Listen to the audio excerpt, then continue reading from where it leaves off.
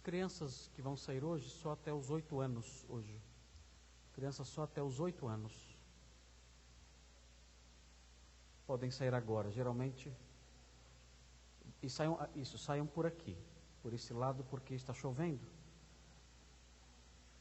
Geralmente saem crianças até 9 anos, 10, 11. Enfim, hoje só pode ser até os 8. Saiam por aqui pela frente, aqui pela frente.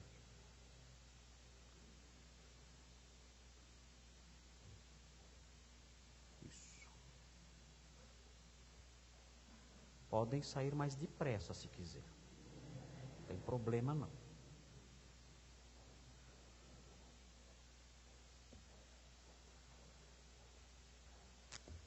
Irmãos, nós iniciamos a semana passada a análise de Mateus 24.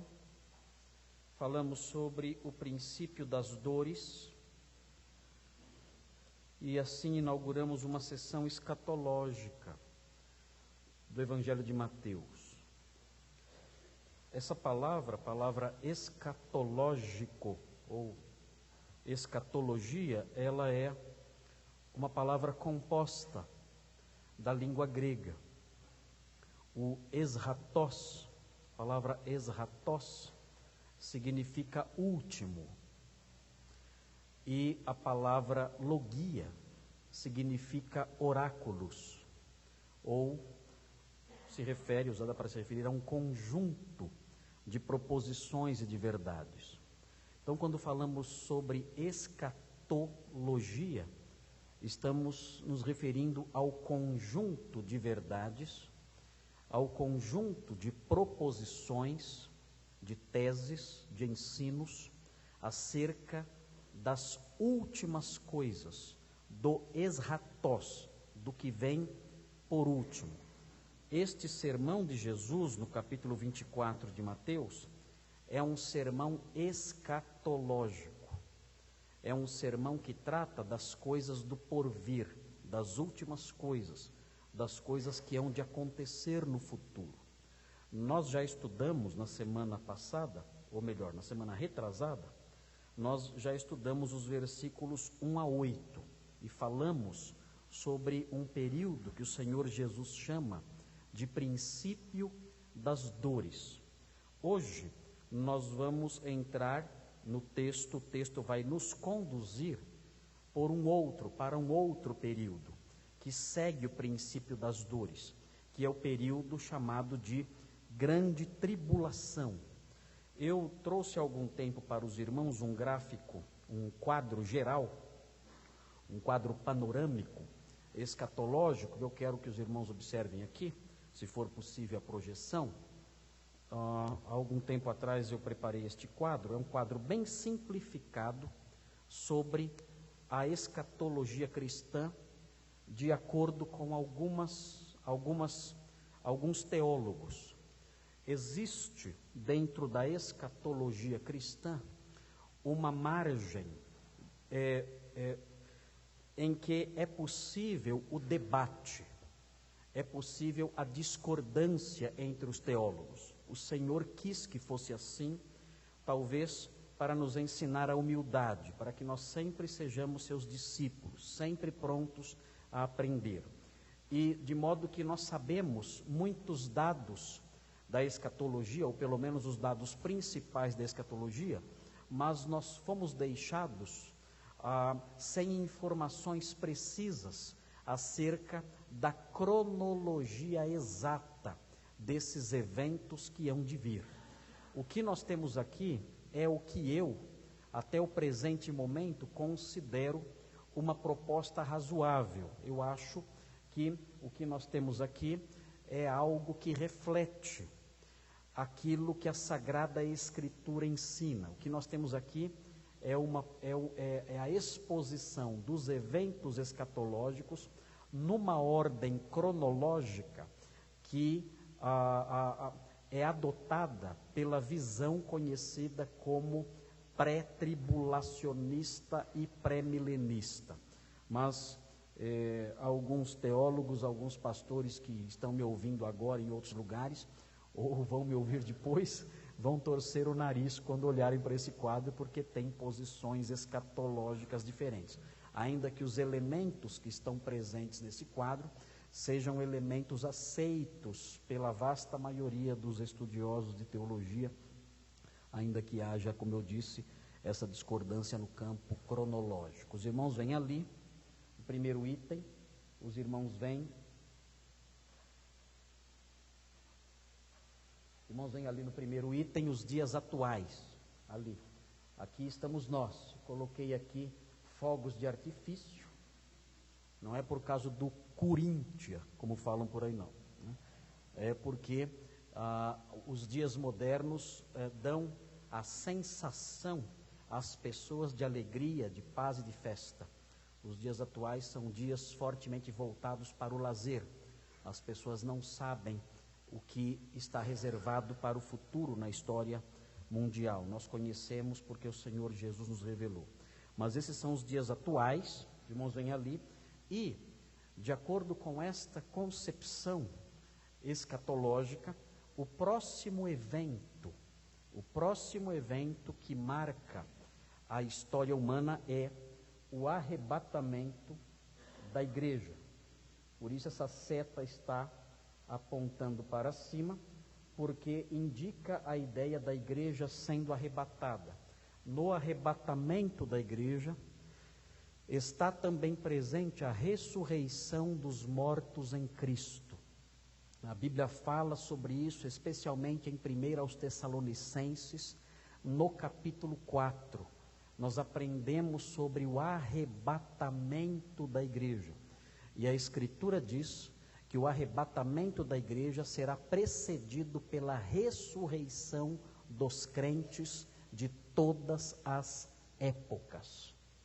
Então, num dado momento, não sabemos quando, em algum instante, pode ser hoje, pode ser amanhã, não sabemos, o Senhor fará com que os mortos em Cristo, ou seja, os mortos que morreram na fé nele, se levantem de suas sepulturas com corpos restaurados e com corpos imortais e incorruptíveis. E a Bíblia diz, em 1 aos Tessalonicenses 4, que logo depois disso, os vivos, os cristãos vivos, os que estiverem em Cristo, salvos pela fé nele, que estiverem vivos neste dia, serão imediatamente transformados em seus corpos.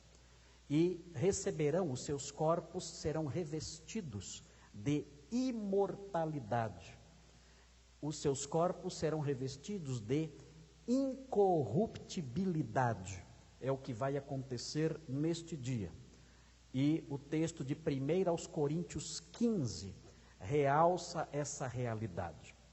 E então, os mortos ressurretos, crentes em Cristo ressurretos, e os crentes vivos, que estiverem vivos, os crentes naquele dia, serão então arrebatados juntos para o encontro com o Senhor nos ares.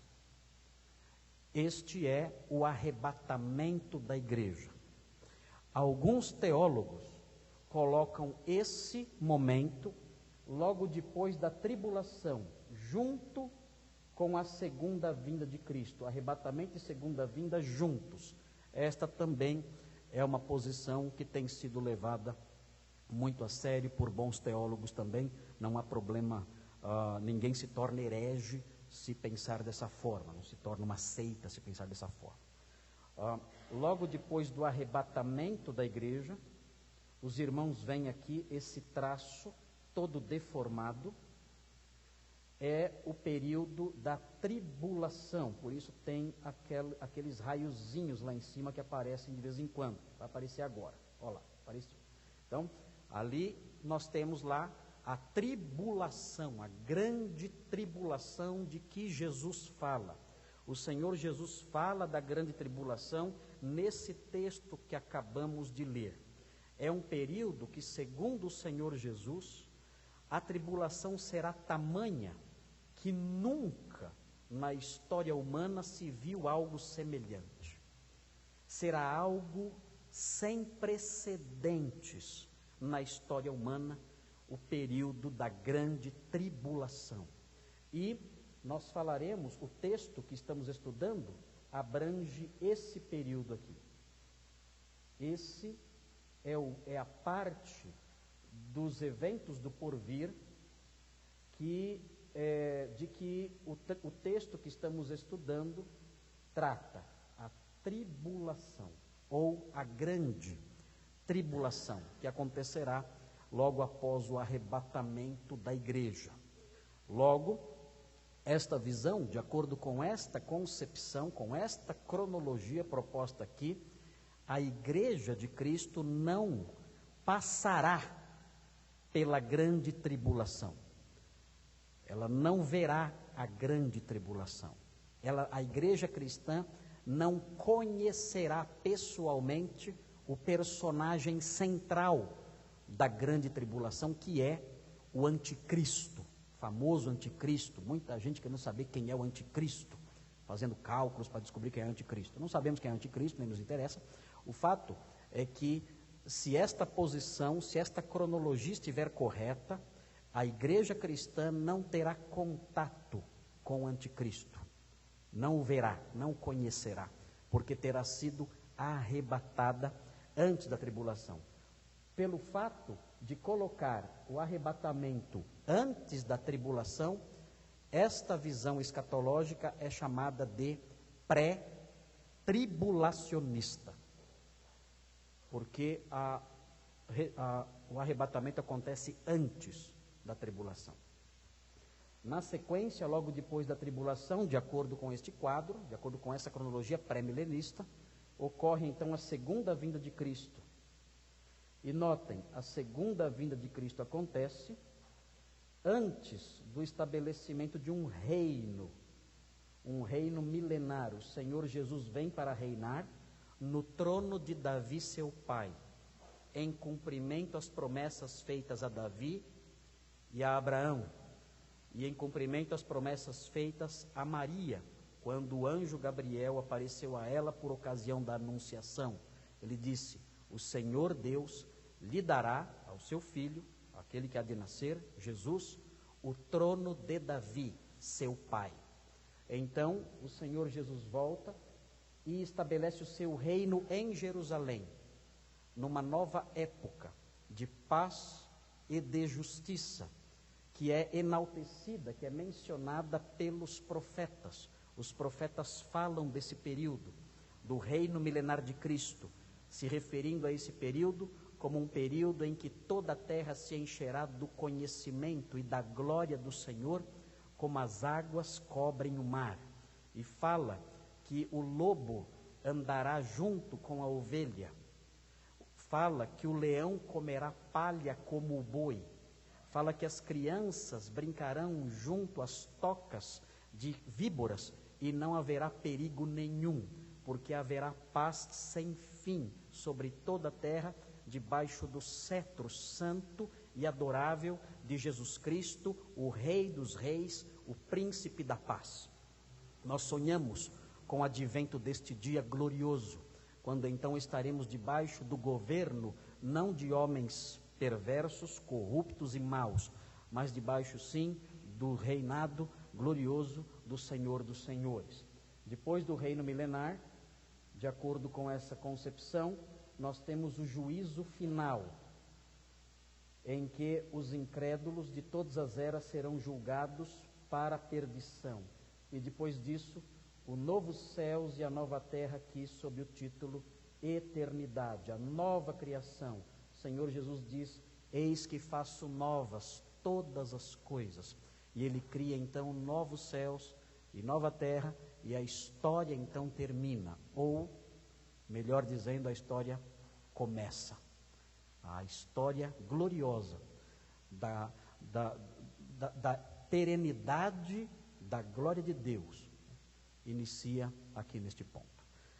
Esta é uma concepção bastante difundida, me parece ser a concepção mais bíblica, mais adequada, ainda que ela tenha problemas, dificuldades para sanar nessa posição escatológica, mas me parece até o momento que ela é a posição que melhor explica os diversos textos da Sagrada Escritura. Os irmãos que quiserem esse quadro podem pegar depois com os jovens que estão lá na entrada, no som ali atrás, na cabininha de som, podem pegar lá com eles. Junto com esse quadro vem também referências bíblicas também, que você pode relacionar aí aos diversos eventos. Muito bem, espero ter ajudado um pouquinho com essa cronologia. Alguns ficaram mais confusos ainda, né? Mas essa é a escatologia. A escatologia gera muitas perguntas e nem sempre fornece as respostas. Os irmãos, olhando agora para o texto de Mateus 24, gostaria que os irmãos observassem. Esse texto trata de um resumo, é um resumo da grande tribulação. Nós vemos aí o versículo 21, que não foi lido, não chegamos ainda, mas o versículo 21 qualifica, denomina esse período como período da grande tribulação. O texto fala, porque nesse tempo haverá grande tribulação, como desde o princípio do mundo até agora não tem havido e nem haverá jamais. Então, eis aqui a designação do período, é o período da grande tribulação. E os versículos 9 até o 14 mostram um resumo desse período. Por que eu estou dizendo que é um resumo? Porque eu estou dizendo que esse trecho que nós lemos apresenta um resumo do período completo. Muito simples. No versículo 14, se os irmãos olharem, os irmãos veem a última frase do versículo 14 diz, então virá o fim. Essa expressão, então virá o fim, indica que nos versículos anteriores foram resumidos os eventos antes do fim. A expressão então virá o fim indica que nos versículos anteriores foram resumidos os eventos antes do fim. Por isso estou dizendo que é um resuminho de toda a tribulação, de todo o período da tribulação. Outra coisa, no versículo 15, que nós não vamos estudar hoje, quando o texto diz, quando, pois, virdes o abominável da desolação, nós vamos estudar isso dentro de algumas semanas, esta expressão, quando, pois, que aparece no início do versículo 15, indica que o escritor vai começar uma exposição mais detalhada. A expressão quando, pois, serve como indicador de que o escritor agora vai acrescentar detalhes ao que ele falou. Por isso, os versículos 9 a 14 parecem ser um resumo de todo o período tribulacional. Notem, olhando para os versículos 9 a 14, notem as lições principais que emanam desse trecho. E eu não vou expô-las todas hoje, porque nós não teremos tempo de fazer isso. Hoje eu só vou introduzir o assunto, e se o Senhor permitir, eu vou falar do ponto 1, se o Senhor permitir. Mas não dá para falar sobre todo o trecho hoje, em hipótese alguma. Mas o que eu quero chamar a atenção dos irmãos, em termos de uma visão geral da passagem, é que essa passagem traz algumas informações sobre o período tribulacional. São 3 informações. E observem os irmãos essas informações presentes aí. A primeira informação é a seguinte: como será o mundo nessa época? E a informação é a seguinte: será um mundo em guerra aberta contra os seguidores de Cristo. O período da grande tribulação, nesse período, o mundo será um mundo de guerra aberta contra os seguidores de Cristo. E esta lição, ainda que aponte para um período por vir, ela é extremamente salutar para nós hoje, conforme veremos. Segunda informação acerca do mundo de então. Esta informação que eu acabei de passar ela está consubstanciada no versículo 9. O versículo 9 mostra que será um mundo em guerra aberta contra os seguidores de Cristo. A segunda informação, ela tem como base, ela se fundamenta nos versículos 10 a 13. E essa informação é a seguinte: será um mundo em franco declínio moral, social e espiritual. Os versículos 10 a 13 mostram isso. O mundo, no período da grande tribulação, será um mundo em declínio. Você vai dizer, é pior do que agora? Muito pior. Muito pior. Antes do reino de Cristo se estabelecer, as coisas realmente vão piorar, de acordo com o relato bíblico. É de assustar, eu sei, vamos falar sobre isso não hoje. Não teremos tempo de falar sobre isso hoje, mas será um mundo em franco declínio moral. O pecado vai se espalhar muito mais, a iniquidade vai atingir um grau tão intenso, proporções tão grandes, que o amor de muitos esfriará, existirão traições, pessoas se levantando contra seus amigos, contra os seus parentes, atacando aqueles que crerem no Evangelho, enfim, e um declínio espiritual muito intenso também pela atividade de falsos mestres. E a terceira informação que o texto nos dá, e que estudaremos na ocasião oportuna, está fundamentada no versículo 14, será um mundo indesculpável. Não haverá desculpas para a condenação deste mundo. Será um mundo indesculpável.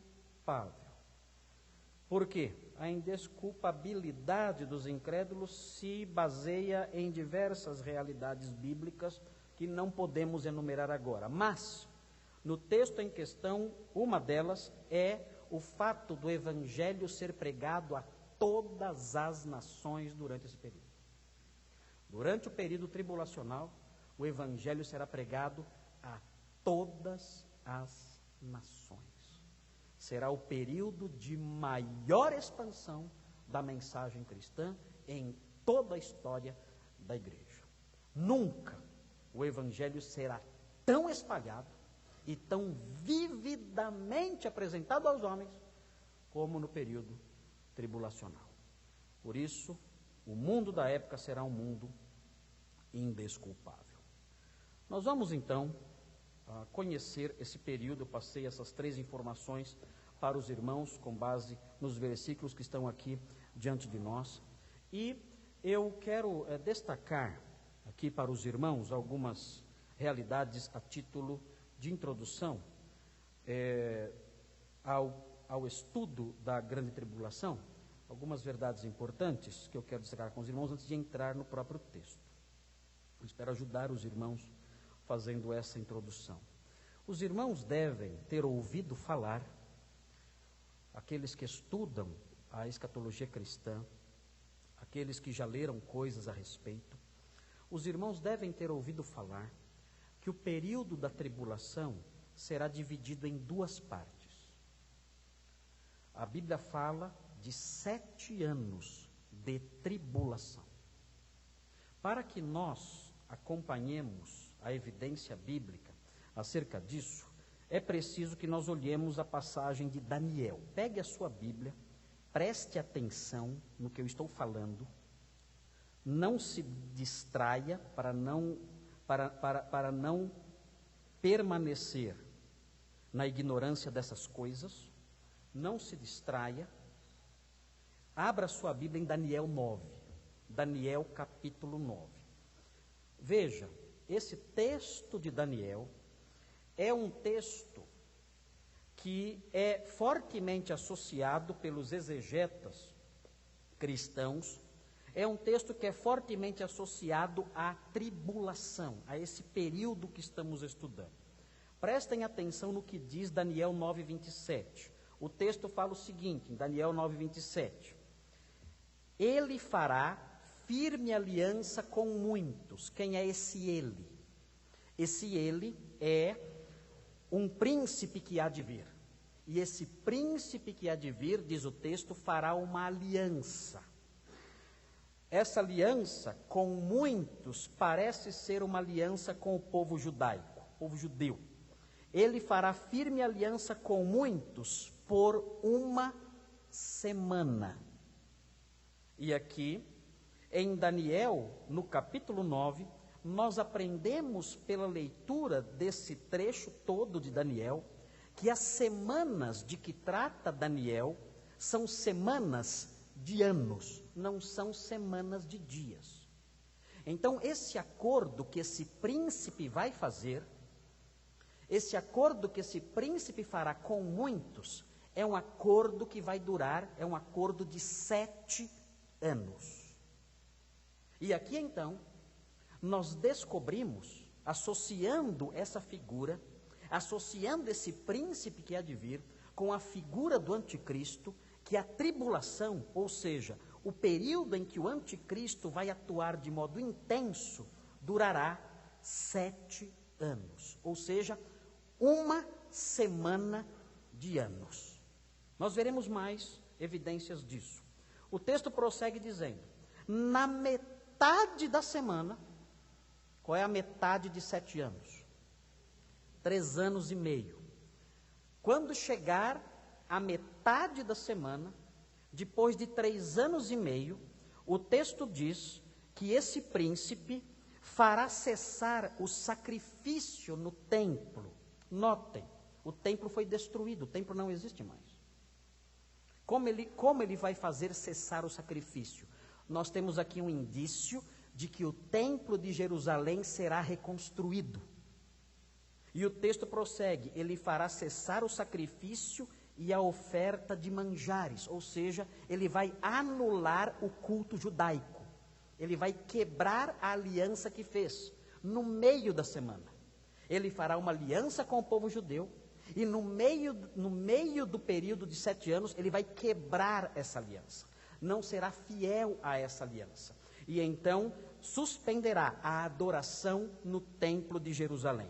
E o texto prossegue, sobre a asa das abominações virá o assolador, que é o anticristo, esse príncipe que há de vir, assolando, destruindo tudo.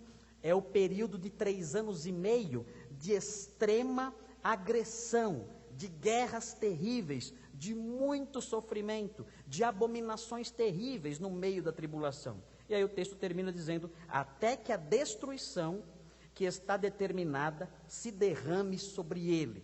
A Bíblia diz que o anticristo vai encerrar as suas atividades quando o Senhor Jesus voltar.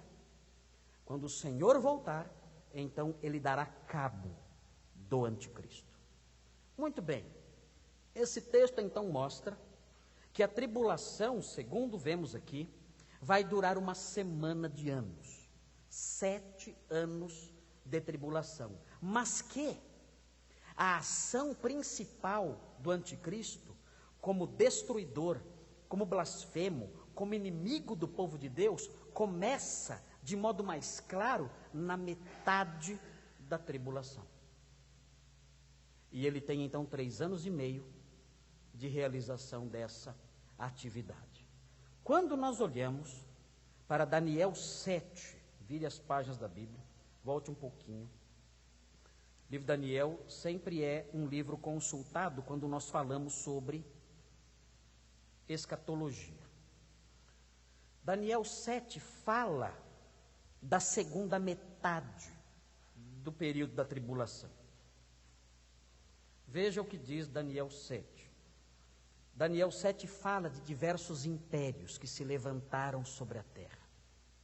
E fala de um último império que se levantará ainda, que ainda não se levantou. Cada império, em Daniel 7, é representado por um animal, por uma fera. E existe um quarto animal, uma quarta fera, que é símbolo de um império que ainda não se levantou. É o império do anticristo. E o texto que está aqui em Daniel 7, 23 a 27, fala desse império. Veja o que diz o texto, observe. Então ele disse, Daniel perguntou o que era o quarto animal, que ele viu nas suas visões.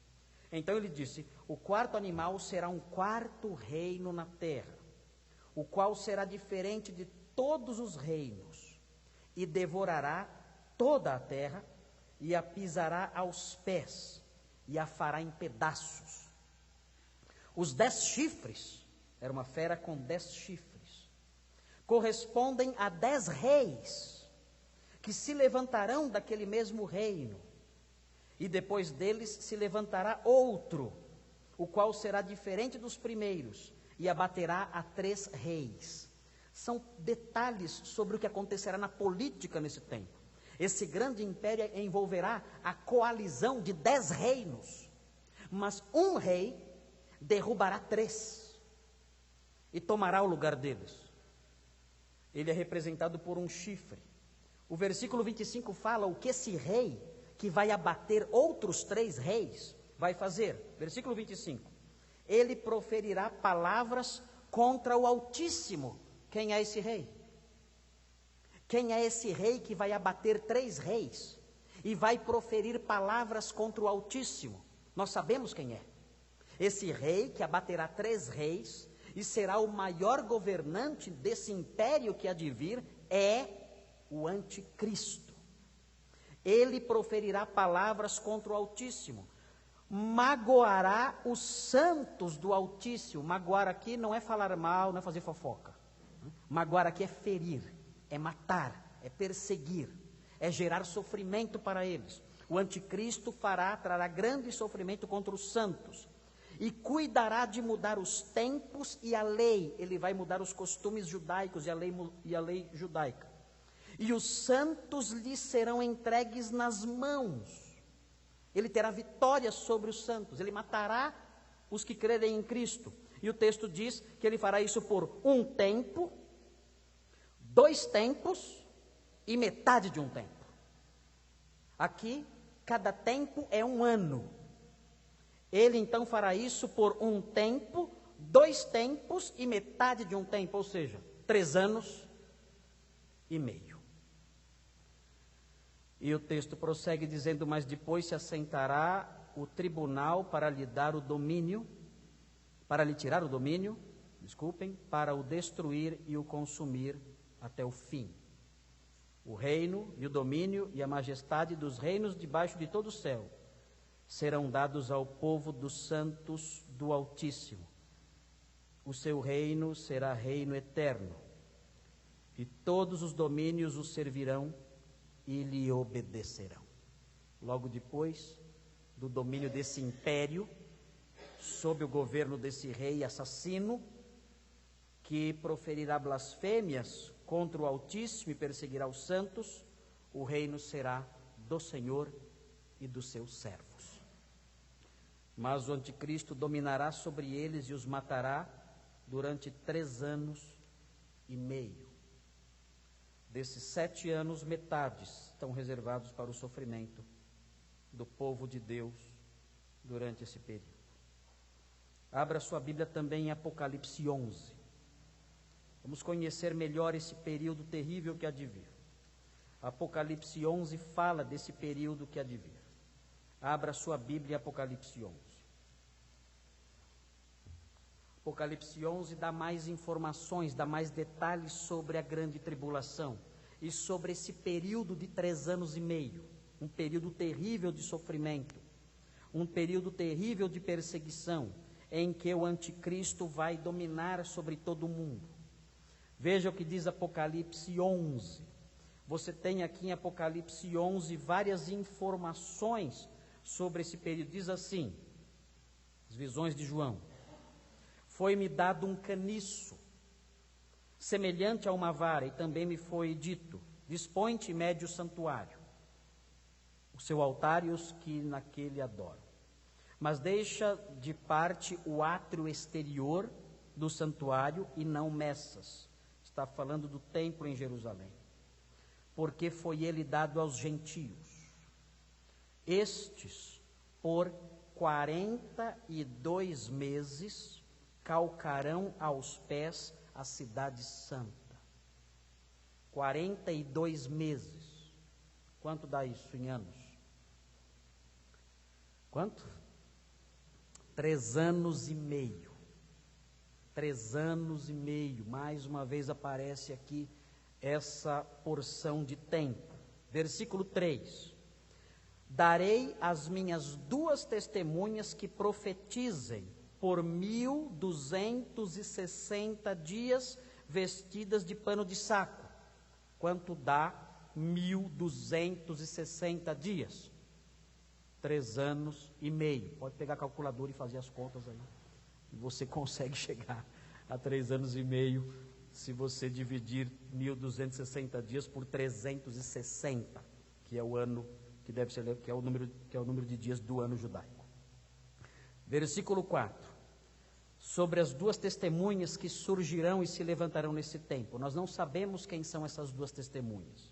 Não sabemos se são personagens do Antigo Testamento redivivos, mas o texto fala dessas 2 testemunhas. E o texto prossegue falando o que acontecerá com elas durante esse período da tribulação. São estas as 2 oliveiras e os 2 candeeiros que se acham em pé diante do Senhor da terra. Vejam, se alguém pretende causar-lhes dano, se alguém quiser prejudicá-las, sai fogo da sua boca. Sai fogo da sua boca e devora os inimigos. Terrível isso, não? O que significa isso? Significa que elas têm o poder de matar, pela palavra talvez. Falando, elas matam. São 2 testemunhas de Deus, com poderes grandiosos que Deus lhes dará. Prossiga a leitura. Sim, se alguém pretender causar-lhes dano, certamente deve morrer. Elas têm autoridade para fechar o céu, para que não chova durante os dias em que profetizarem. Tem autoridade também sobre as águas, para convertê-las em sangue, bem como para ferir a terra com toda sorte de flagelos, tantas vezes quantas quiserem. A grande tribulação vai ser um tempo de muito sofrimento sobre os homens da terra. E parte desse sofrimento será causado por essas 2 testemunhas que vão realizar essas coisas como instrumentos do juízo de Deus. Veja o versículo 7. É claro que essas 2 testemunhas não serão muito populares. É evidente. Aliás, servos de Deus populares, desconfie deles. Não houve nenhum servo de Deus na história humana que foi popular.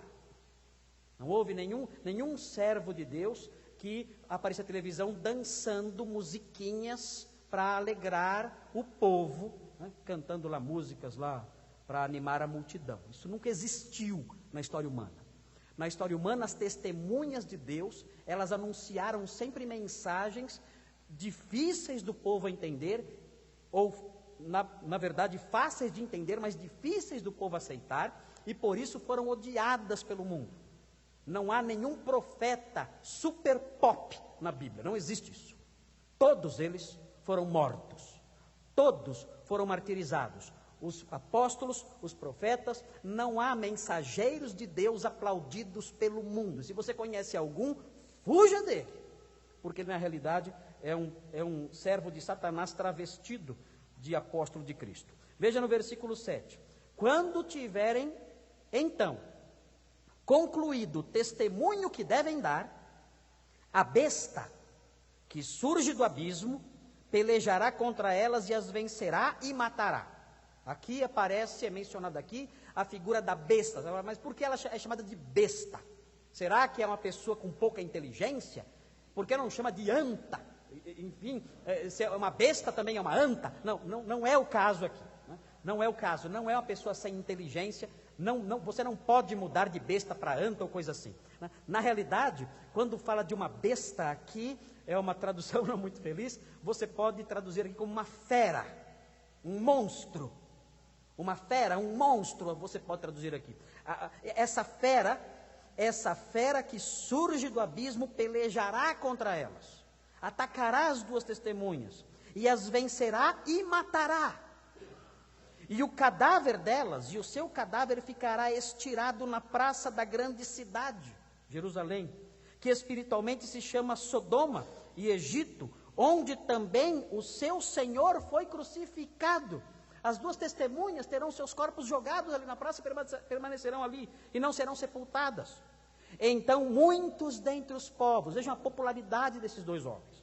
Então muitos dentre os povos, tribos, línguas e nações contemplam os cadáveres das duas testemunhas por 3 dias e meio e não permitem que esses cadáveres sejam sepultados. Os que habitam sobre a terra se alegram por causa deles, realizarão festas e enviarão presentes uns aos outros, porquanto esses 2 profetas atormentaram os que moram sobre a terra. Alegria em todos, porque as duas testemunhas foram mortas.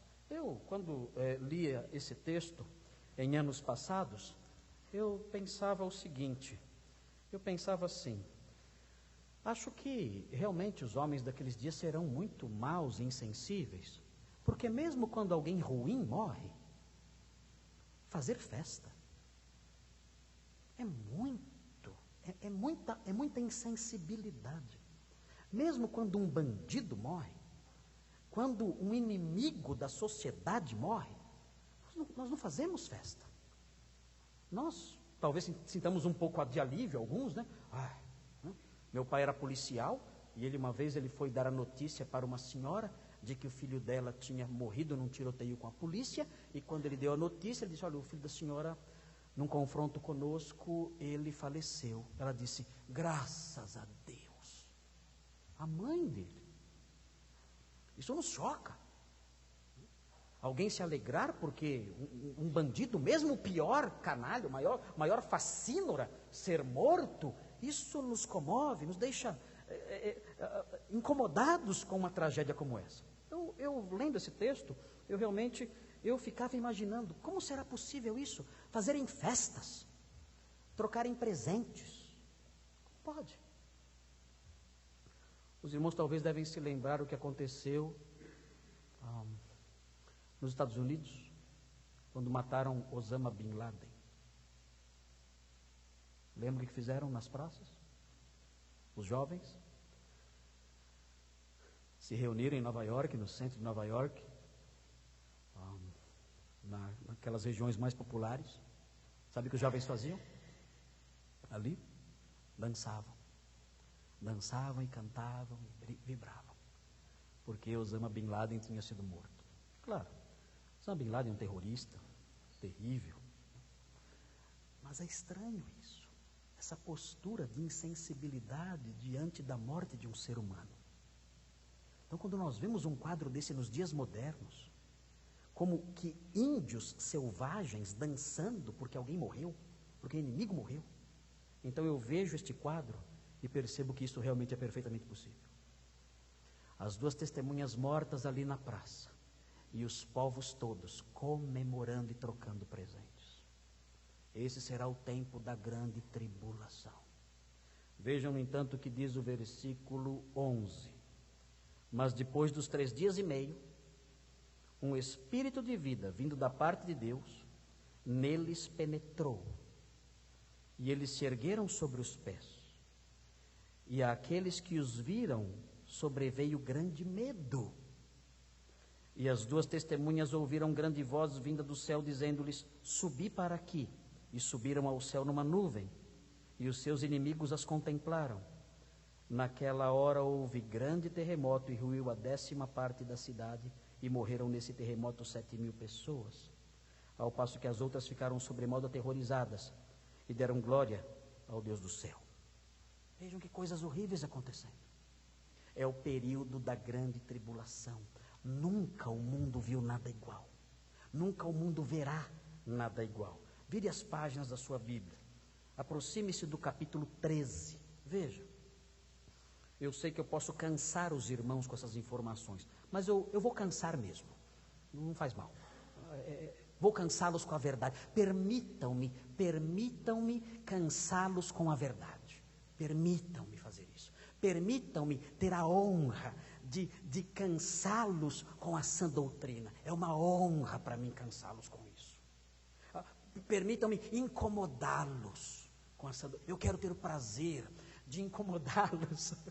Não é prazer, não, seria muita maldade falar prazer. Mas eu quero ter a honra de incomodá-los com a sã doutrina, de cansá-los com a sã doutrina, de embriagá-los com a sã doutrina. Porque os irmãos têm que estar preparados para o advento do mal.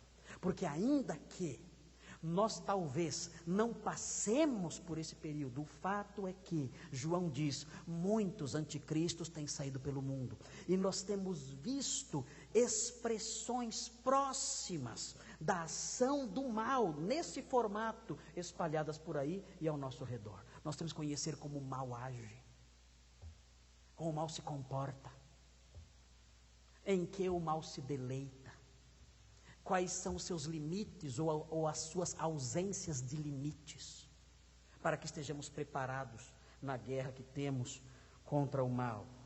Vejam então o capítulo 13 do Apocalipse, e os irmãos verão aqui, mais uma vez, a fera.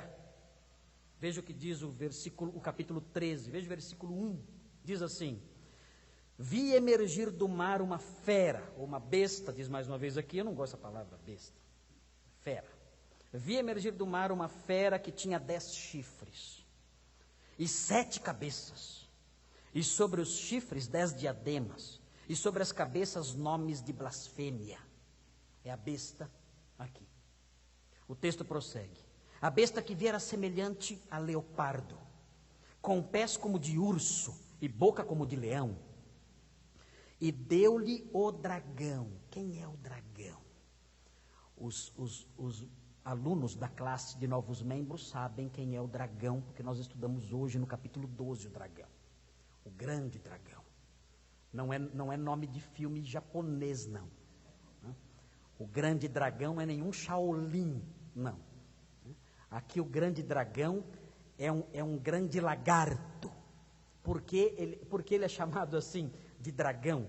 Porque ele é feroz e indomável. E a Bíblia chama no capítulo 12 Satanás de dragão. Ele é feroz, ele é cruel, ele é indomável. E aqui ele aparece novamente: e deu-lhe o dragão, o diabo deu-lhe o seu poder. A besta, o anticristo, será um homem cheio do poder de Satanás. Ele fará grandes milagres, grandes milagres. O povo de Deus de verdade não é afeiçoado a milagres, mas os incrédulos são. Os incrédulos seguem quem faz milagres. Eles são atraídos por isso. Eles não avaliam a mensagem da pessoa, não avaliam a origem da pessoa. Eles olham só os milagres. Não importa o que a pessoa diga, eles querem ver os milagres. E Satanás usará isso. Satanás fará com que o seu homem, o seu escolhido, o anticristo, a fera, a besta, seja revestido pelo poder dele, do grande dragão. E o texto diz: e deu-lhe o dragão o seu poder, o seu trono e grande autoridade. Então vi uma das suas cabeças como golpeada de morte, mas essa ferida mortal foi curada, e toda a terra se maravilhou, seguindo a besta. Algo acontecerá, não sabemos, mas este homem sofrerá talvez um atentado, nós não sabemos, mas será algo muito grave, uma ferida mortal, um golpe terrível, que ninguém poderia sobreviver a esse golpe, um golpe mortal, mas ele não vai morrer. E quando os homens do mundo todo perceberem que ele não morreu, ficarão admirados, e dirão: ele é divino, ele é divino, ele é um Deus, e vão segui-lo, diz o texto, seguirão a besta. Versículo 4, e adoraram o dragão, porque deu a sua autoridade à besta.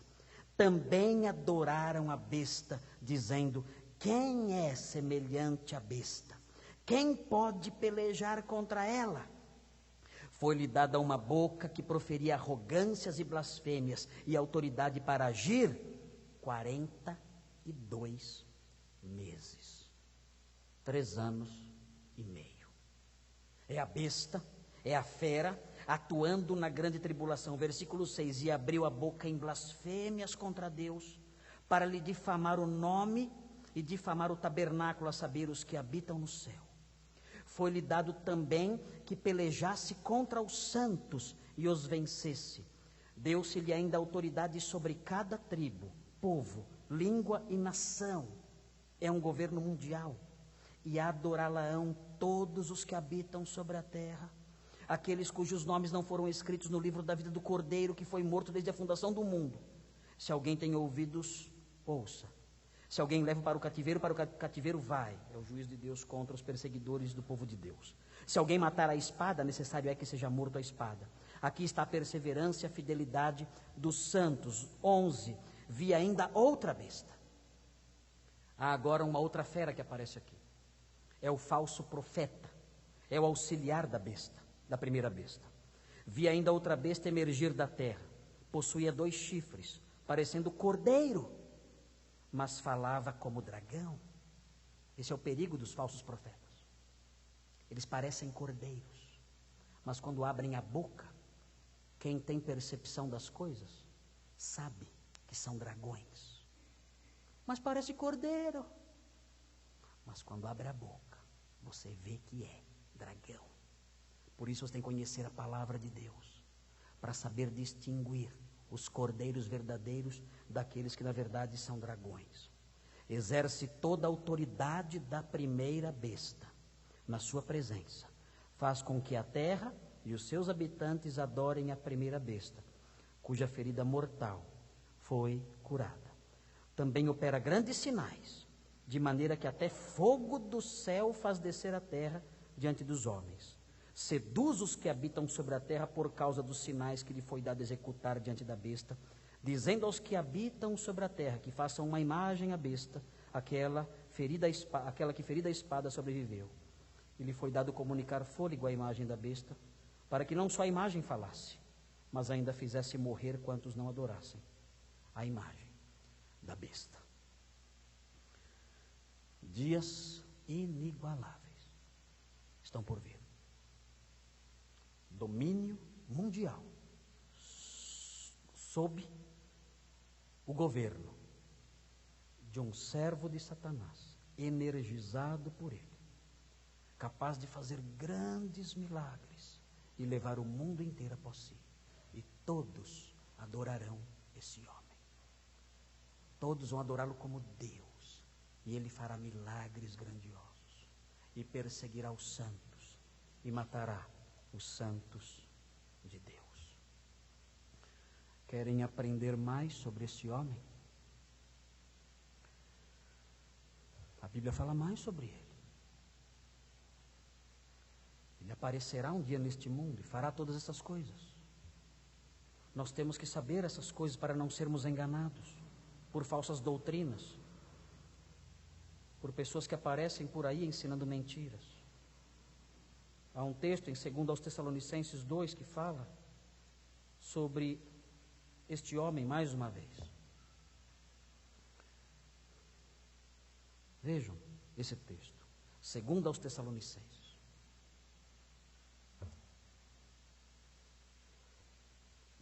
Eu não comecei a pregar em Mateus 24 ainda não. Estou só aquecendo. Só aquecimento. Estou brincando com os irmãos, não vou fazer isso com os irmãos não. Mas eu quero que os irmãos conheçam esse período com mais exatidão. 2 aos Tessalonicenses 2, veja o que o apóstolo Paulo fala sobre essa figura. Veja o que diz o texto. Irmãos, no que diz respeito à vinda do nosso Senhor Jesus Cristo e a nossa reunião com Ele, nós os exortamos que não vos demovais da vossa mente, com facilidade, nem vos perturbeis, quer por espírito, quer por palavra, quer por epístola, como se procedesse de nós, supondo ter chegado o dia do Senhor. Irmãos, sempre aparece alguém anunciando que o mundo vai acabar. Sempre. Um pouco tempo atrás aí teve, 2012, né? Ia ser o fim do mundo, não ia ser? Em outubro de 2012 ia ser o fim do mundo. E tem crente com medo. Ai, vai que é mesmo. Deixa eu tirar todo o meu dinheiro da poupança e gastar tudo logo, porque vai que 2012 é o marco final. Né? E muitos crentes se assustam com essas superstições, com essas tolices. Em Tessalônica parece que isso estava acontecendo. Então o apóstolo Paulo escreveu esse capítulo para orientar os irmãos para que não fossem enganados. Não se deixe enganar por essas tolices. Veja o versículo 3. Ninguém de nenhum modo vos engane, porque isto não acontecerá sem que primeiro venha a apostasia, e seja revelado o homem da iniquidade. Aqui está ele de novo. Aqui aparece ele novamente. Aqui ele é chamado de homem da iniquidade. O filho da perdição é um homem, é um personagem que surgirá. E vejam, o qual se opõe e se levanta contra tudo que se chama Deus, ou é objeto de culto, a ponto de assentar-se no santuário de Deus, ostentando-se como se fosse o próprio Deus. Não vos recordais de que ainda convosco eu costumava dizer-vos estas coisas? E agora sabeis o que o detém, para que ele seja revelado somente em ocasião oportuna. Sabeis o que o detém. Paulo fala isso. Os tessalonicenses sabiam, nós não sabemos. E Paulo esteve com eles e falou, mas ele não menciona o que é que o detém aqui. Nós não sabemos o que é. 7. Com efeito, na verdade, o mistério da iniquidade já opera. Ou seja, o espírito que move o anticristo já está em atividade. Já estava em atividade nos dias de Paulo e está em atividade até hoje. Fiquem atentos. O espírito que atuará no anticristo já está em atuação, já está em operação. Esse espírito, esse mistério da iniquidade já opera e aguarda somente que seja afastado aquele que agora o detém, que nós não sabemos o que é ou quem é. Então será de fato revelado o iníquo, o anticristo, a quem o Senhor Jesus matará com o sopro de sua boca e o destruirá pela manifestação da sua vinda. Ora, o aparecimento do iníquo é segundo a eficácia de Satanás, com todo o poder e sinais e prodígios de mentira, grandes milagres. 10. E com todo engano de injustiça aos que perecem, porque não acolheram o amor da verdade para serem salvos. É por este motivo, pois, que Deus lhes manda a operação do erro, para darem crédito à mentira, a fim de serem julgados todos quantos não deram crédito à verdade, antes, pelo contrário, deleitaram-se com a justiça. O texto fala que há uma punição para quem não crê em Cristo. Qual é essa punição? Nós sabemos que quem não crê em Cristo está condenado ao inferno. Nós sabemos isso. Mas esse texto fala de uma outra punição. Ele fala, nesse texto, que uma outra punição para quem rejeita o Filho é fazer com que a pessoa passe a acreditar em mentiras. Ele segue as mentiras. Talvez a maior desgraça, talvez o maior castigo nesta vida para os incrédulos é que Deus muitas vezes os pune com uma mente que acredita só em mentiras. Aparecem falsos mestres. Eles creem nos falsos mestres. Aparecem vãs filosofias. Eles creem nas vãs filosofias. Aparecem invenções, as mais absurdas, contrárias à palavra de Deus.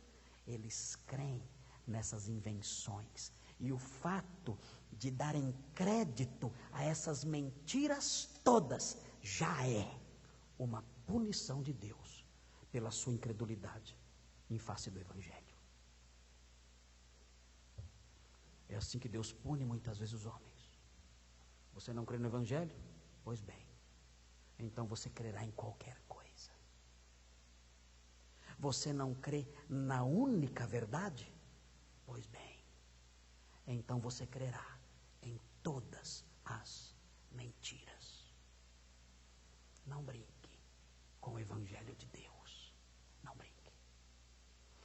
A análise dessas coisas mostra que a rejeição do Evangelho é trágica em todos os aspectos, aqui e para sempre.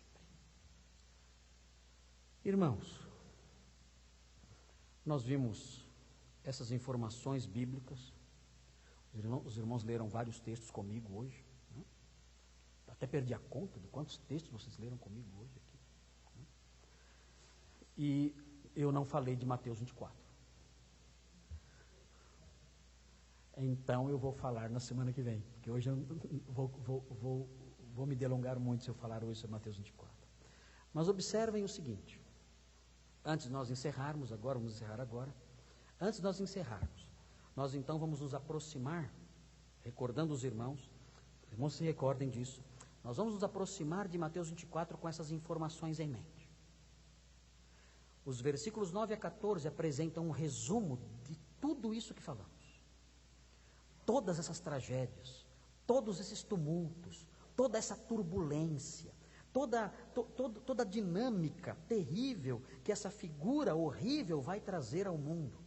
Todos esses episódios que praticamente assistimos aqui, enquanto líamos, as figuras iam surgindo na nossa cabeça.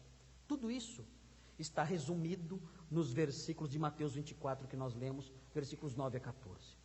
Tudo está resumido ali. E nós então vamos nos aproximar desse parágrafo, desse resumo, lembrando dessas coisas todas na próxima oportunidade que formos falar.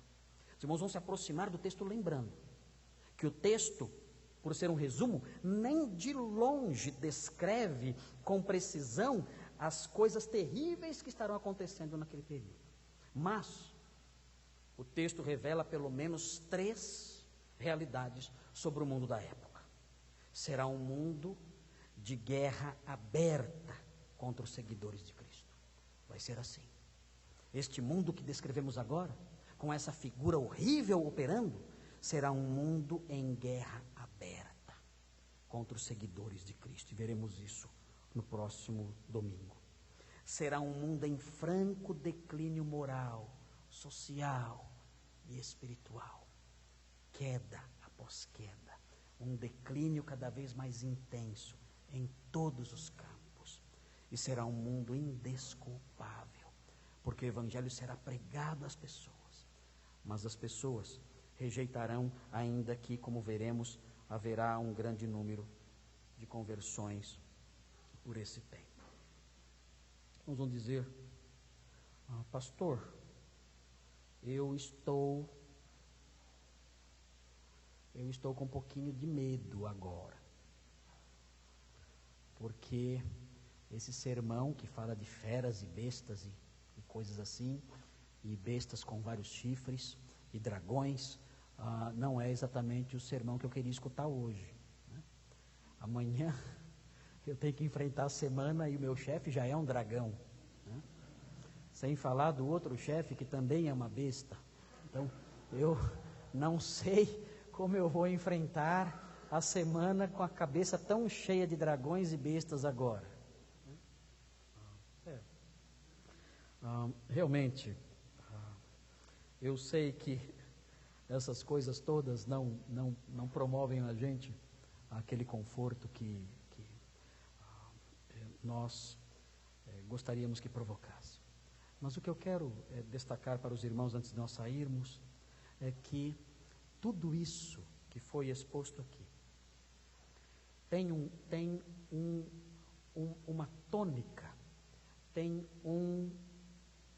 uma perspectiva em que isso pode ser olhado, que é uma perspectiva de consolo, uma perspectiva de paz para todos nós. Quando a Bíblia narra tudo isso, a Bíblia narra toda a intensidade do mal, o mal no seu apogeu, o mal na sua expressão mais elevada, mais suprema, o zênite da maldade, o zênite da atuação satânica, diabólica. Quando a Escritura narra tudo isso, A Escritura não narra tudo isso só para satisfazer a nossa curiosidade. A Escritura narra tudo isso para mostrar que estamos num mundo em que um dia, enfim, o mal será julgado. Todo sofrimento, toda injustiça, toda maldade, todos os gestos realizados com o afã, com o objetivo de ferir os filhos de Deus, todas as palavras ditas com o objetivo de zombar do povo santo, de ferir o povo santo, de promover sofrimento sobre o povo santo, tudo, toda espécie de mal, toda expressão de injustiça, de maldade, de zombaria, de crueldade contra o povo de Cristo, um dia, tudo isso será punido e terá fim. Irmãos, há uma medida de maldade que ainda não se completou. Há uma medida de iniquidade que está se enchendo aos poucos. Há um índice de crueldade, de injustiça, de incredulidade, de imoralidade, de tudo que há de mal que está se enchendo aos poucos. E os textos que nós lemos mostram o tempo em que essa medida de iniquidade vai chegar ao ponto de transbordar. E quando isso acontecer, o Senhor se levantará e dirá: basta. Que venha então o mal. Continue o ímpio na sua impiedade. Continue. Continue o perverso na sua perversidade. Continue. Porque a medida está se enchendo. E sabemos que quando ela chegar ao seu ápice, o Senhor há de interferir. E quando Ele interferir, Ele dará cabo de toda iniquidade, de toda maldade. Que venha então, encham a medida. Venham inimigos da fé. Venham assassinos do povo de Deus. Venham perversos perseguidores do Senhor. Venham ateus incrédulos, cruéis, zombadores, caluniadores. Venham, pisoteiem o povo de Deus. Zombem deles, façam-nos chorar. E assim, encham a medida de iniquidade. Encham essa medida depressa. Porque quando essa medida estiver transbordando, o Senhor se levantará e nos livrará. Depois da noite escura haverá um amanhecer. Que venha a noite então. Que venha a madrugada. Que venha a escuridão. Depressa, que venha. Porque depois dela haverá um alvorecer glorioso e sem fim. Um alvorecer que nunca vai terminar. Oremos, suplicando que o dia do Senhor venha. Vamos orar juntos dizendo o seguinte hoje: vem, Senhor Jesus. Nós falamos isso hoje cedo, na ceia. Vamos orar juntos de novo agora, todos juntos. Não é costume as igrejas tradicionais todo mundo orar em voz alta ao mesmo tempo. Mas nós vamos orar em voz alta ao mesmo tempo, dizendo a mesma frase ao Senhor. É uma oração que vamos fazer agora. Eu vou encerrar esse sermão com esta oração, junto com vocês. Todos vocês, dizendo juntos comigo: vem, Senhor Jesus. Coloque seu coração nisso. É uma súplica de todo o coração.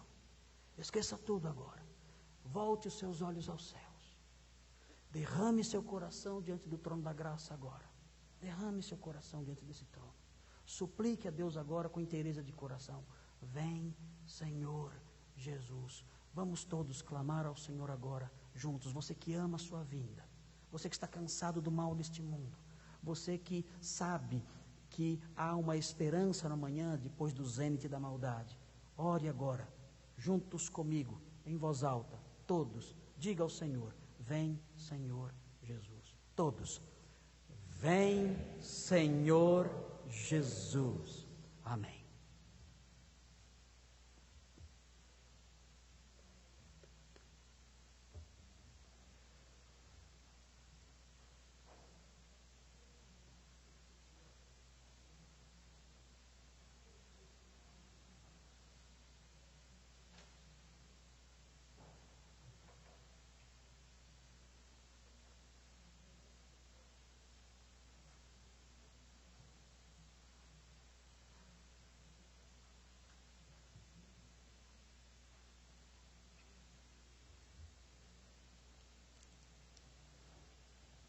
Convido a igreja a se pôr em pé, vamos cantar o hino Já Refugie a Glória Eterna de Jesus.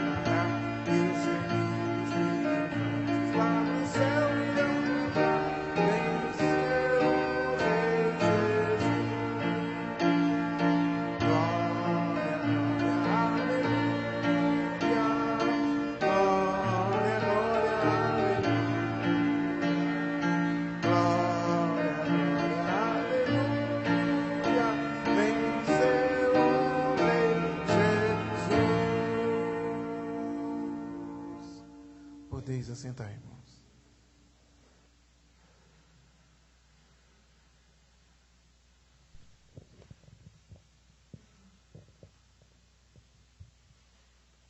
Irmãos, estamos encerrando o culto. Aí no seu boletim você tem alguns avisos. Eu quero destacar alguns aqui, bem rapidinho, antes do pós-lúdio, para que os irmãos não esqueçam. Fiquem atentos para o aviso que está na parte central do boletim. É o último aviso, intitulado Convocação. Você que é membro da igreja ou está na classe de novos membros, nós teremos uma reunião no dia 8 de junho, logo após o culto da manhã. É uma reunião aqui, fechada, portas fechadas. Nós temos que tratar da pureza da nossa igreja. Nossa igreja tem que ser purificada quando há pecado obstinado, nós temos que tratar disso. Um pouco de fermento faz o quê? Leveda a massa toda. Então nós temos que remover do nosso meio o fermento do pecado. E faremos isso numa reunião disciplinar no próximo dia 8.